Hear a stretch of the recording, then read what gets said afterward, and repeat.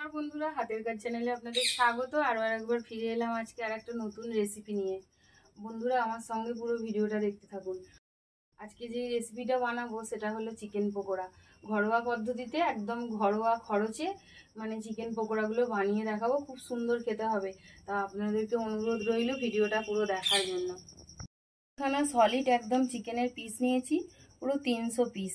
এই 300 পিস চিকেনকে ভালোভাবে এই যে ছুরি দিয়ে কুচিয়ে নেব।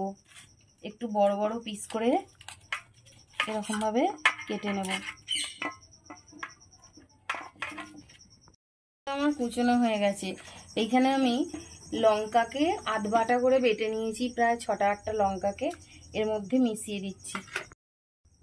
আর এখানে 2 চামচের মতন রসুনকে বেটে নিয়েছি, এর মধ্যে দিচ্ছি।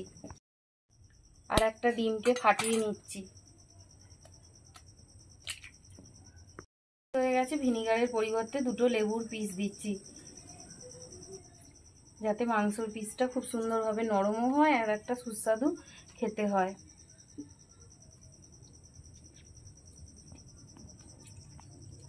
চামচ হলুদ দিয়ে দিলাম, পরিমাণ মতন নুন দিয়ে দিলাম, 2 চামচ আদা বাটা দিয়ে দিলাম, 2 চামচের মতন কর্নফ্লাওয়ার দিয়ে দিলাম, 2 চামচের মতন বেসন দিয়ে দিলাম।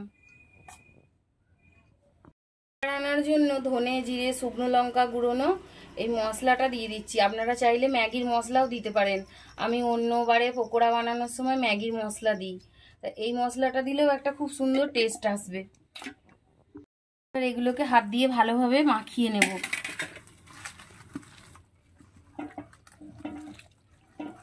মাখিয়ে নিয়ে এগুলোকে আধ ঘন্টা মতন রেস্টে রেখে দেবো, যাতে চিকেনের ভেতরে সব মশলাটা ঢুকে যায়।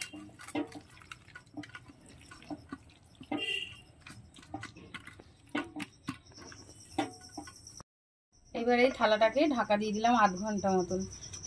30 মিনিট পর ফিরে এসে দেখাবো। পর ফিরে এলাম, এবার ঢাকাটা খুলছি। জল জল মতন একটু একটু হয়ে গেছে, জলটা বেরিয়েছে মাংসের মধ্যে যে জলটা। আর এখানে আমি পেঁয়াজ কুচনো নিয়েছিলাম, পেঁয়াজ কুচনোগুলোকে এবার ছড়িয়ে দিলাম এর মধ্যে। এখন তো শীতকাল নয়, তাই বাঁধাকপিটার এখন বর্ষাকালের কীরকম একটা গন্ধ, তাই বাঁধাকপি দিচ্ছি না। এর মধ্যে আমি একটু গাজর কুচনো দিচ্ছি।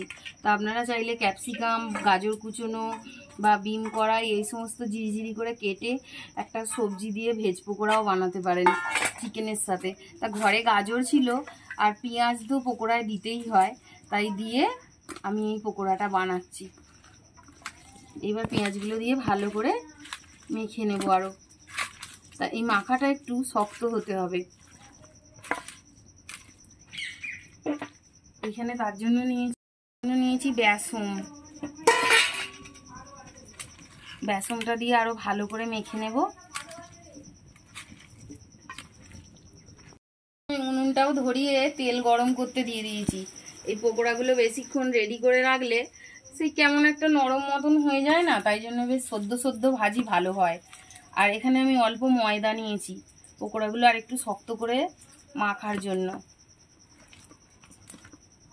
ময়দা দিয়ে ভালো করে আমি আরও মেখে নেব। 2 চামচের মতন দিয়েছি। দেখুন এইরকম পুরো শক্ত হয়ে গেছে। এর থেকে এরকমভাবে যে চিকেনগুলো বেরিয়ে আসছে। একটা করে এই যে ভেতরে চিকেন নিয়েছি আর একটু করে এই যে পেঁয়াজ, গাজরের এই যে সমস্ত মশলাটা এর মধ্যে একটু করে করে দিয়ে দেবো। দিয়ে এরকম করে করে একটা ডেলা তৈরি করে রাখবো। এই যে ঠিক এরকমভাবে একটা করে ডেলা তৈরি করে রাখবো। পকোড়াগুলো ডেলা করে নিয়েছি মাংসর পিস দিয়ে। এবার এখানে আমি বেসন নিয়েছি, অল্প পরিমাণে একটু নুন দিয়ে দিচ্ছি। আর এখানে 1 চামচ ময়দা নিয়েছি, হাফ চামচের মতন ময়দা দেব এই বেসনের সাথে। এবার ভালো করে এটাকে ফেনিয়ে নেব।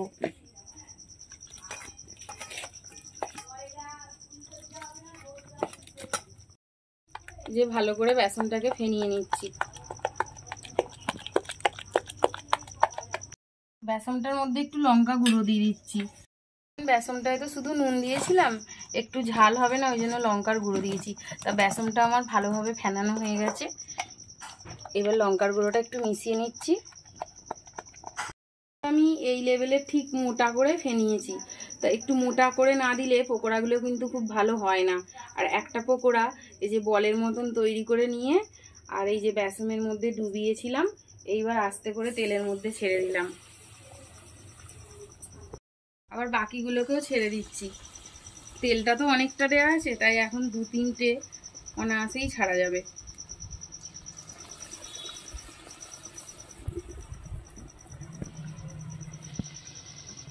দেখুন এক পিঠ হয়ে গেছে, আস্তে আস্তে উল্টে দেব। দেখুন পকোড়াগুলো কিন্তু খুব ফুলছে আর একদম দোকানের পকোড়ার মতন বলের মতন হচ্ছে।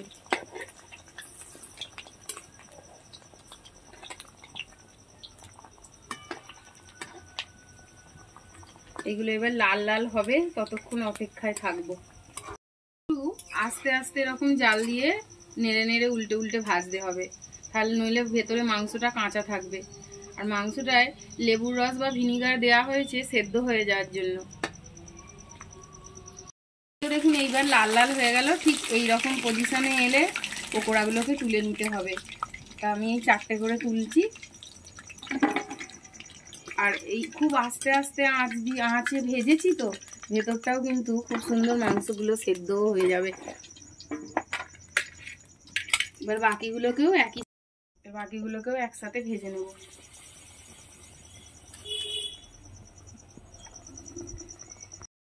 তুলে নিচ্ছি, দেখুন ভাজা হয়ে গেল।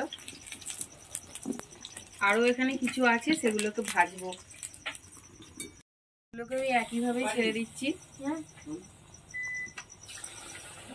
বন্ধুরা বাকিগুলো সব আমার ভাজা হয়ে গেল, আমি এই যে নামিয়ে নিচ্ছি একে একে। 3বার হলো।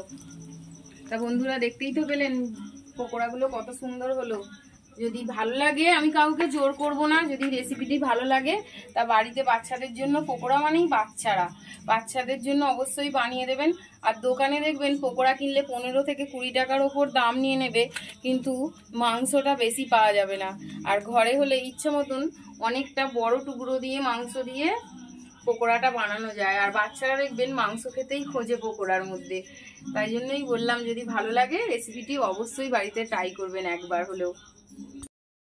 তা দেখুন বন্ধুরা দেখতে কত সুন্দর লাগছে পকোড়াগুলো, একদম দোকানের মতন। তা আসুন আপনাদেরকে একটু ভেঙে দেখাই। এই দেখুন কতটা মচমচে হয়েছে, আর ভেতরটা দেখুন, এই দেখুন একদম দোকানের মতন পকোড়া। তা বন্ধুরা আজকে এই পর্যন্ত, দেখা হচ্ছে পরের ভিডিওয়।